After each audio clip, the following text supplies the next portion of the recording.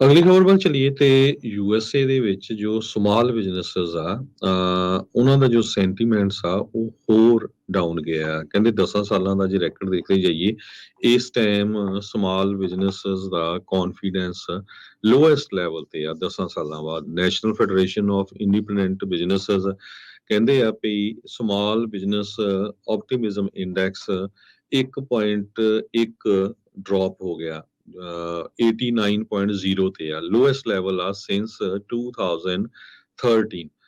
16ਵਾਂ ਮਹੀਨਾ ਆ ਲਗਾਤਾਰ ਜੋ ਇੰਡੈਕਸ ਆ ਉਹ ਡਾਊਨ ਜਾਂਦਾ ਰਿਹਾ ਹੈਗਾ ਆ। ਇਹਦੇ ਵਿੱਚ ਬਹੁਤ ਸਾਰੀਆਂ ਚੀਜ਼ਾਂ ਆ। ਹਾਇਰ ਇੰਟਰਸਟ ਰੇਟ ਨੂੰ ਲੈ ਕੇ ਫੈਡਰਲ ਰਿਜ਼ਰਵ ਬੋਰਡ ਜੋ ਇਨਫਲੇਸ਼ਨ ਨੂੰ ਫਾਈਟ ਕਰਨ ਦੀ ਕੋਸ਼ਿਸ਼ ਕਰ ਰਿਹਾ, ਉਹਦੇ ਨਾਲ ਜੋ ਕ੍ਰੈਡਿਟ ਕੰਡੀਸ਼ਨਸ ਆ ਉਹ ਕਾਫੀ ਟਾਈਟ ਹੋ ਗਈਆਂ ਫਾਈਨੈਂਸ਼ੀਅਲ ਮਾਰਕੀਟ ਦੇ ਵਿੱਚ। ਲੋਕ ਜੋ ਮਨੀ ਆ ਉਹ ਕਾਫੀ ਹੁਣ ਘੱਟ ਸਪੈਂਡ ਕਰਦੇ ਆ। ਆਪਾਂ ਜਿੰਨੇ ਵੀ ਸਟੋਰਾਂ ਵਾਲੇ ਆ, ਗੈਸ ਸਟੇਸ਼ਨ ਓਨਰਸ ਆ, ਜਾਂ ਹੋਰ ਰੈਸਟੋਰੈਂਟਸ ਵਾਲੇ ਆ, ਸਾਬੇ ਤੁਸੀਂ ਦੇਖਦੇ ਹੋਵੋਗੇ ਕਿ ਸੇਲਸ ਕਿੰਨੀਆਂ ਜ਼ਿਆਦਾ ਘਟ ਗਈਆਂ ਹੈਗੀਆਂ।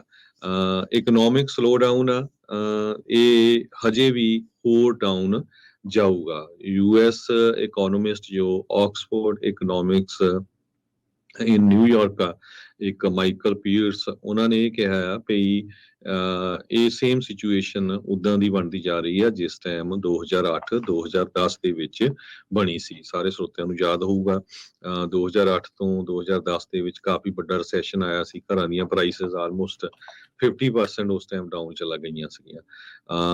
ਇਸ ਟਾਈਮ ਹਜੇ ਇੰਨੀਆਂ ਨਹੀਂ ਡਾਊਨ ਗਈਆਂ, ਪਰ ਮਾਰਕੀਟ ਕਾਫੀ ਸਲੋ ਹੋਈ ਆ। ਮਾਰਗੇਜ ਦਾ ਬਿਜ਼ਨਸ ਆਲਮੋਸਟ ਸ਼ਟ ਡਾਊਨ ਹੀ ਆ, ਕਿਉਂਕਿ ਕੋਈ ਵੀ ਰੀਫਾਈਨਾਂਸ ਨਹੀਂ ਕਰਾਉਂਦਾ। ਹਾਂ, ਕੋਈ ਘਰ ਜੋ ਬਾਈ ਕਰ ਰਿਹਾ ਉਹਨੂੰ ਤਾਂ ਮਾਰਗੇਜ ਲੈਣੀ ਪੈਣੀ ਹੈਗੀ ਆ।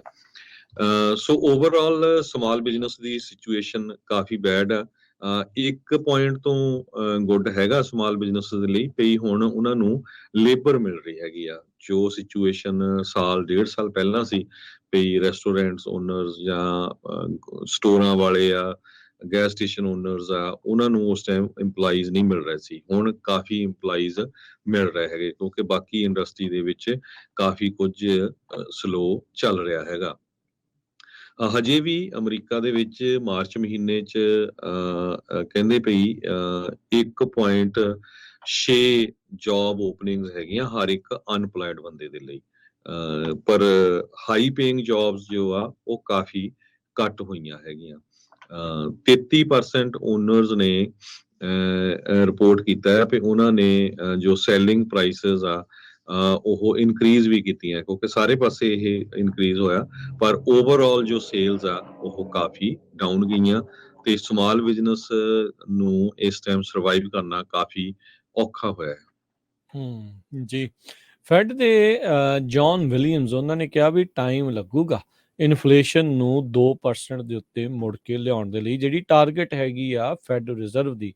ਨਿਊਯਾਰਕ ਫੈਡ ਦੇ ਪ੍ਰੈਜ਼ੀਡੈਂਟ ਨੇ ਜੌਨ ਵਿਲੀਅਮਸ, ਉਹਨਾਂ ਨੇ ਚੇਤਾਵਨੀ ਦਿੰਦੇ ਹੋਏ ਆਖਿਆ ਵੀ ਇਹ ਜਿਹੜੀ ਮੋਨਿਟਰੀ ਪਾਲਿਸੀ ਦੇ ਤਹਿਤ ਇਹ ਸੋਚ ਰਹੇ ਆ ਵੀ ਜਿਹੜੀ ਇਨਫਲੇਸ਼ਨ ਆ ਉਸ ਨੂੰ 2% ਦੇ ਉੱਤੇ ਟਾਰਗੇਟ ਲਿਆਉਣਾ ਆ, ਉਸ ਨੂੰ ਅਜੇ ਕਾਫੀ ਵਕਤ ਲੱਗ ਸਕਦਾ ਆ। ਤੇ ਕਹਿੰਦੇ ਅਸੀਂ ਇਹ ਨਹੀਂ ਕਿਹਾ ਵੀ ਅਸੀਂ ਰੇਟਸ ਨੂੰ ਵਧਾਉਣਾ ਜਿਹੜਾ ਆ ਉਸ ਨੂੰ ਡਨ ਹੋ ਚੁੱਕੇ ਆ।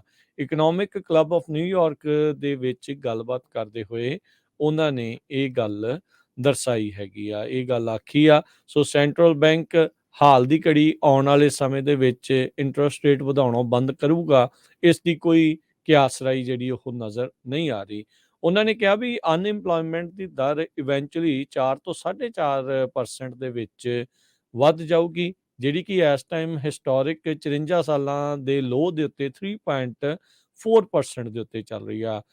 ਫੈਡਰਲ ਓਪਨ ਮਾਰਕੀਟ ਕਮੇਟੀ ਨੂੰ ਕਹਿੰਦੇ ਵੀ ਇਹ 2% ਇਨਫਲੇਸ਼ਨ ਦੇ ਉੱਤੇ ਲਿਆਉਣ ਦੇ ਲਈ ਕਾਫੀ ਵਕਤ ਲੱਗ ਸਕਦਾ ਆ। ਸੋ FOMC ਨੇ ਅਜੇ ਹੁਣੇ ਰੀਸੈਂਟਲੀ ਵੋਟ ਕੀਤੀ ਸੀਗੀ ਵੀ ਆਪਣਾ ਬੈਂਚਮਾਰਕ ਰੇਟ ਆ ਉਸ ਨੂੰ ਮੁੜ 0.25% ਵਧਾਇਆ ਜਾਵੇ ਮਈ ਮਹੀਨੇ ਦੇ ਸ਼ੁਰੂਆਤ ਦੇ ਵਿੱਚ ਪਿਛਲੇ ਵਾਲੇ ਪਾਸੇ 5% ਤੋਂ 5.25% ਦੇ ਵਿੱਚ ਇਸ ਟਾਈਮ ਚੱਲ ਰਿਹਾ ਹੈਗਾ ਆ। ਸੋ ਇਹ ਜਿਹੜੀ ਸਥਿਤੀ ਇਸ ਟਾਈਮ ਬਣੀ ਪਈ ਹੈਗੀ ਆ, ਤੇ ਇਹਨਾਂ ਨੇ ਇੱਕ ਹਿਸਾਬ ਦੇ ਨਾਲ ਕਲੀਅਰਲੀ ਦੱਸ ਦਿੱਤਾ ਵੀ ਇੰਟਰਸਟ ਰੇਟ ਵੀ ਵਧਣਗੇ, ਅਨਇੰਪਲੋਇਮੈਂਟ ਦੀ ਦਰ ਵੀ ਜਿਹੜੀ ਆ ਉਹ ਵਧੂਗੀ ਤੇ ਜੌਬ ਮਾਰਕੀਟ ਨੂੰ ਇਹ ਕੂਲ ਡਾਊਨ ਕਰਨਾ ਚਾਹੁੰਦੇ ਆ, ਫਿਰ ਹੀ ਜਿਹੜੀ ਇਨਫਲੇਸ਼ਨ ਆ 2% ਦੇ ਉੱਤੇ ਆਊਗੀ। ਸੋ ਇਸ ਚੀਜ਼ ਨੂੰ ਆਪਾਂ ਨੂੰ ਸੁਣਦੇ ਹੋਏ ਹੁਣ ਕਾਫੀ ਵਕਤ ਹੋ ਗਿਆ।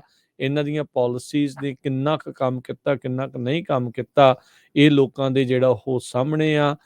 ਇਨਫਲੇਸ਼ਨ ਵੀ ਨਹੀਂ ਘਟੀ, ਰਿਸੈਸ਼ਨ ਦਾ ਡਰ ਵੀ ਜਿਹੜਾ ਉਹ ਪੂਰਾ ਉਸੇ ਤਰੀਕੇ ਦੇ ਨਾਲ ਬਰਕਰਾਰ ਬਣਿਆ ਪਿਆ ਹੈ।